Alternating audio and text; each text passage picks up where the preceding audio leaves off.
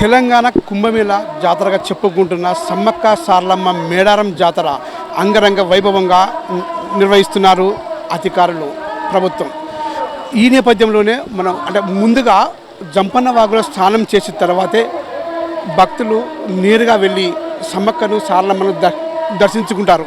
ఇక్కడ ప్రధానంగా సమ్మక్కకు సారలమ్మలకు ముఖ్యంగా ఇక్కడ బంగారం అంటే బెల్లము మొక్కుగా అప్పచెప్తారు ఇక్కడ భక్తులు. అంతేకాదు ఎంతో ప్రతిజ్ఞాంచిన మేడారం సమ్మక్క సారలమ్మ జాతర కోరిన కోరికలను కొంగు బంగారంగా తల్లి మా కష్టాలను తీర్చు తల్లి అంటూ భక్తులు వేడుకుంటారు. మానస, మేము బెల్లంపల్లి నుండి వచ్చాము.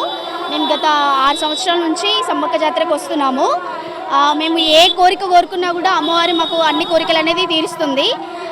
ఇది ఒక గిరిజన సాంప్రదాయ అటువంటి సమ్మక్క సారక్క జాతరకి ఇంతమంది వచ్చారు. మేము కూడా ఎప్పుడు వస్తాము. ఈసారి సౌకర్యాలు అంటే బాగానే ఉన్నాయి. లాస్ట్ టైం కూడా మేము చాలా ఎంజాయ్ చేసాము. మా బాబాయ్ వాళ్ళు కూడా వచ్చారు. మేము వాళ్ళతోనే వస్తాం రెగ్యులర్గా.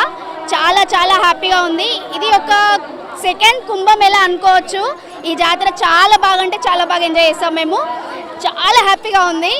నెక్స్ట్ టైం కూడా మేము ఇదే జోష్తో వస్తాము, ఫుల్ ఎంజాయ్ చేస్తాము.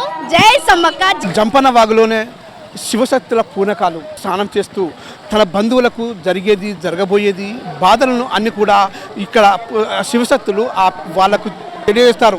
దాన్ని ఇక్కడ ప్రధానంగా ఈ తెలంగాణ ప్రజలే కాదు, సమ్మక్క సారలమ్మ జాతరకు వచ్చే ప్రతి భక్తులు కూడా దాన్ని ఇంపార్టెంట్గా తీసుకొని దాన్ని జరగబోయేది తెలుసుకొని దాన్ని బట్టి ఎక్కువగా మూవ్ అవుతారు. అంతేకాదు తల్లి మీ చల్లని దీవెనలతో మమ్మల్ని ముందుకు తీసుకెళ్ళు వేడుకుంటారు.